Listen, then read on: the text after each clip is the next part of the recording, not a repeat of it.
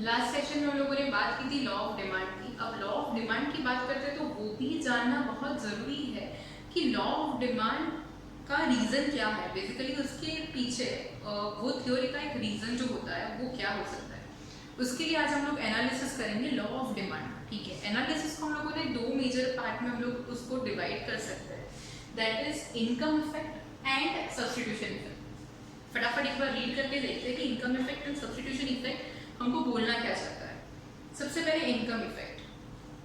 सबसे पहले तो एनालिसिस और the reason of inverse relationship between price and demand. The inverse relationship between price and demand occurs because of two reasons which are explained below. Income effect. When the monetary income of the consumer remains constant but price of the good falls, then her or his real income rises. अब आपको यहाँ पे सबसे important जो point समझना है ना वो क्या है। मॉनिटरी इनकम किसको बोलते हैं कि आपकी जो भी इनकम आ रही है that is your monetary income. Basically आपका जो भी इनकम है, टोटल इनकम, उसमें से आपके जो बेसिक एक्सपेंसेस है, फॉर एग्जांपल आपका जो रेंट हो गया मंथली, फिर आपका जो ट्रांसपोर्टेशन एक्सपेंसेस वगैरह हो गया, तो कुछ कुछ एक्सपेंसेस एवरी मंथ हमारी लाइफ में फिक्स होते हैं। तो वो जो एक्सपेंसेस है तो टोटल इनकम में से आपको वो माइनस कर देना है। उसके बाद आपके पास जो पैसा बचता है ना, that we can consider as our monetary income. Monetary income मतलब क्या, बेसिकली जिस पैसे को आप यूज कर सकते हो to purchase the goods. Okay, अब वो लोग बोल रहे हैं कि अगर आपका मॉनिटरी इनकम सेम है, मतलब मैं 50,000 अगर महीने का अर्न कर रही हूँ, दैट इज माय मॉनिटर, मेरा 50,000, उसमें से 50,000 में से मेरा जो 10 के एक्सपेंस है, फिक्स एक्सपेंस एवरी मंथ का, वो मैं निकाल दूँ तो मेरे पास 40 के आता है।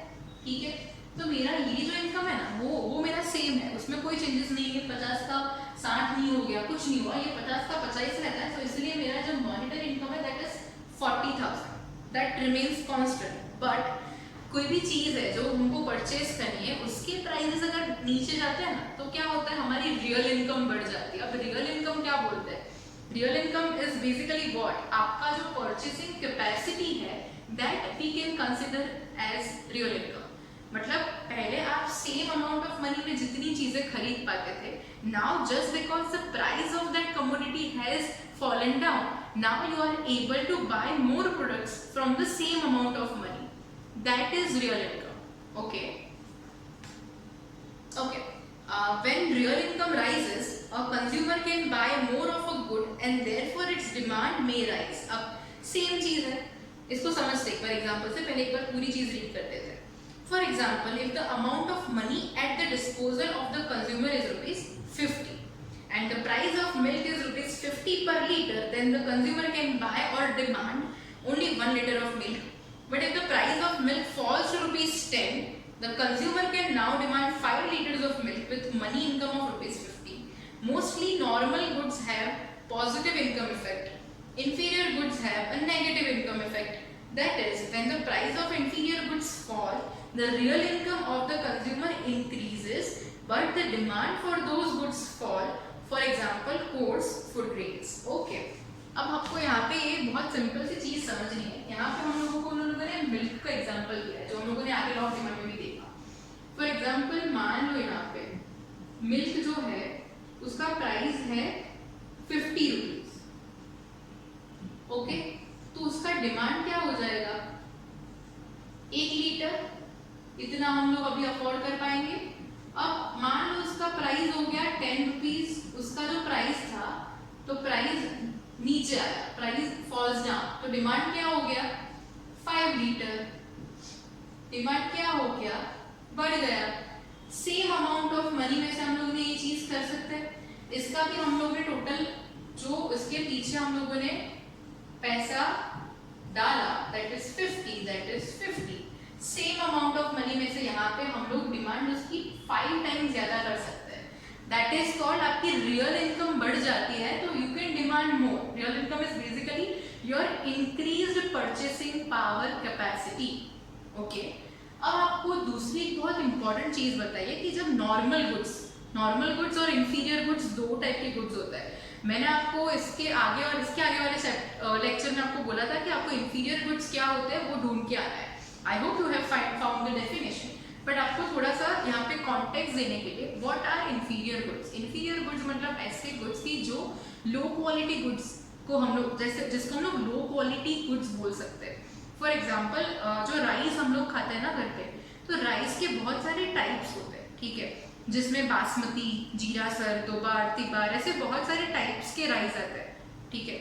उसमें से बासमती और वगैरह जो राइस होते हैं ना, तो वो बहुत ही हाई क्वालिटी राइस में कंसिडर होते हैं, जो बहुत ही अच्छे घर के लोग खाते हैं, हमारे जैसे लोग खाते हैं, कि जो राइस, जो बासमती राइस होता है, तो वो ऐसे अच्छी क्वालिटी के राइस खाते हैं। अब जो लोग फिनेंशियली बिल्कुल पुअर है, जो बिलो पॉवर्टी लाइन वाले लोग जो है, जिनकी लाइफस्टाइल बहुत खराब होती है और जिनका बेसिक जो सस्टेनेबिलिटी होता है उसके लिए वो लोग सिर्फ कमा पाते हैं, तो वो लोग बहुत ही लो क्वालिटी के राइस खाते हैं अपने यहाँ पे, ठीक है। अब ऐसे जो प्रोडक्ट्स होते हैं ना, जो एकदम लो क्वालिटी प्रोडक्ट्स होते हैं, उसको हम लोग बोलते हैं इंफीरियर गुड्स, ठीक है। तो नॉर्मल गुड्स में क्या आएगा? बासमती, दोबार, तिबार, और जो इंफीरियर गुड्स है उसमें एकदम लो क्वालिटी राइस आ जाते हैं, जीरासर वगैरह राइस आ जाते हैं, ठीक है।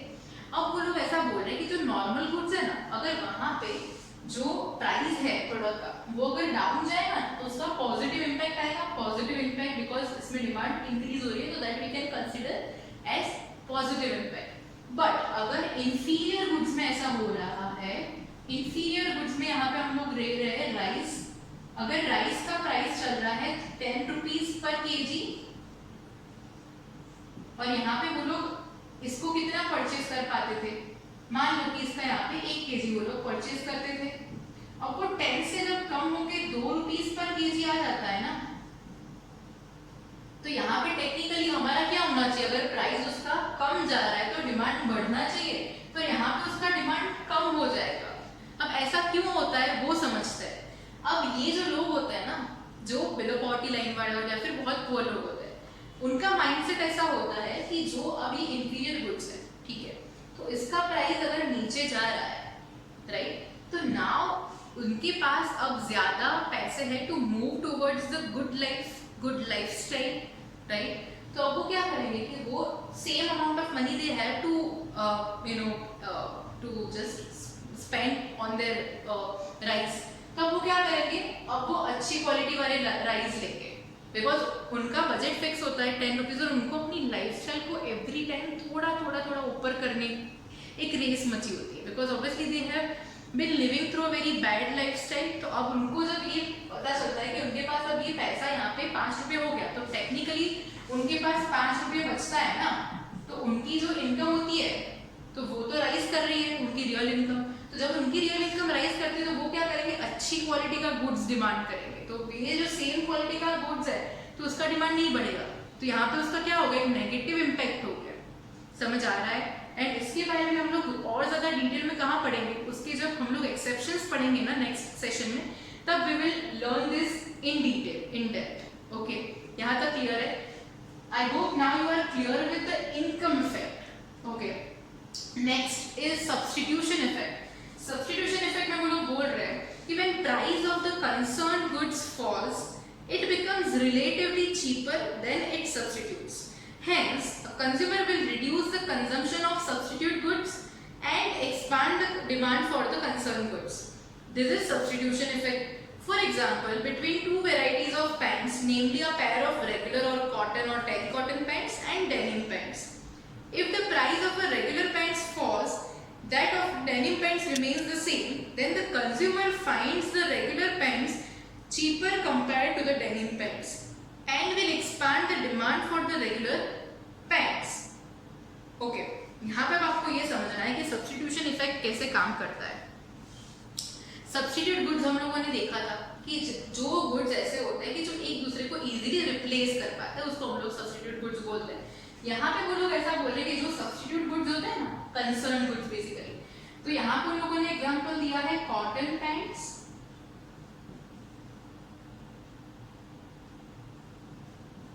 And denim pants. अब यहाँ पे आप समझ लो, इसका हम लोग प्राइस देखते हैं, फिर डिमांड देखते हैं। अगर कॉटन पैंट जो है उसका प्राइस है मान लो 500 रुपए, और जो डेनिम पैंट है उसका प्राइस क्या है? 700 रुपए। ठीक है। अब क्या हो रहा है कि ये जो फॉर एग्जांपल अभी ऐसा समझते हैं कि दोनों का प्राइस सेम है, ओके। अब यहाँ पे क्या हो रहा है कि जो कॉटन पैंट्स है ना उसका प्राइस जो है वो नीचे आ रहा है, उसका प्राइस हो गया 500 रुपए, ठीक है। और ये जो डेनिम पैंट है ना उसका प्राइस सेम है, दैट इज 700 रुपए। तो अब क्या होगा, जो लोग डेनिम पैंट्स खरीद रहे थे 700 रुपए देके, उनको क्या लगेगा कि cotton pants are cheaper than denim pants, वो और ज्यादा अफोर्डेबल है उनके लिए। तो what they will do now, they will stop buying denim pants and they will move towards the purchase of cotton pants, right? तो अब क्या हो जाएगा कि कॉटन पैंट्स के जब प्राइस नीचे गए ना तो कॉटन पैंट्स का डिमांड बढ़ गया, कॉटन पैंट्स का डिमांड बढ़ गया, that is also quite obvious. पर क्या हो गया कि कॉटन पैंट का प्राइस डाउन जाने से डेनिम पैंट का डिमांड जो है ना वो डाउन चला गया। समझ आ रहा है कि पहले मान लो कि कॉटन पैंट्स का जब 700 रुपए प्राइस था उसका डिमांड था 10 पैंट्स, और डेनिम पैंट्स का जब 700 रुपए प्राइस था तब उसका था 15 डिमांड। अब उसका तो 700 ही है, फिर भी जब यहाँ पे 500 हो गया तो इसका डिमांड बढ़ के 15 हो गया, इसका डिमांड कम होके कितना हो गया 10 हो गया। समझ आया कि यहाँ पे कुछ चेंजेस नहीं आए, फिर भी इसकी डिमांड क्यों कम हो रही है, बिकॉज उसका जो कंसर्न गुड है, उसका जो सब्स्टिट्यूट गुड है कॉटन पैंट्स, उसका प्राइस नीचे जा रहा है, इसलिए उसका डिमांड क्या हो रहा है, बढ़ रहा है। गेटिंग माय पॉइंट, उसका डिमांड तो बढ़ा और डेनिम पैंट्स का डिमांड क्या हो रहा है, कम हो रहा है, because now the consumer will tend more towards the cotton pants, right? So this is how the substitution effect works. Okay, so these are the main two basic reasons of this law of demand and how it works. And here I have given you the analysis and proper explanation of both the factors, both the effects, income effect and substitution effect. आज का homework ये रहेगा कि आपको ये जो analysis है, दोनों जो पॉइंट्स है income effect and substitute effect, उसका पूरा explanation along with the example and explanation आपको होमवर्क में लिखना है 2 टाइम्स और लर्न भी करके आना है। नेक्स्ट लेक्चर में I ask you few questions based on this particular topic.